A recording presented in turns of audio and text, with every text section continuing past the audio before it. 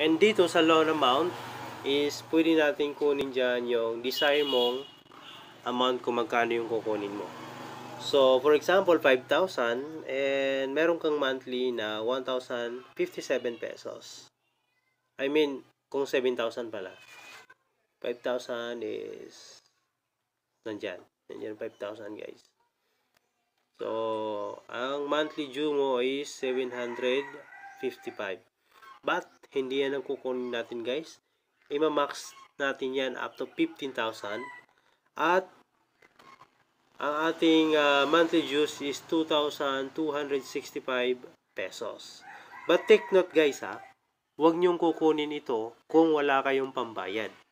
Kasi ako, ang gagawin ko dito is ilalagay ko sa business. Okay?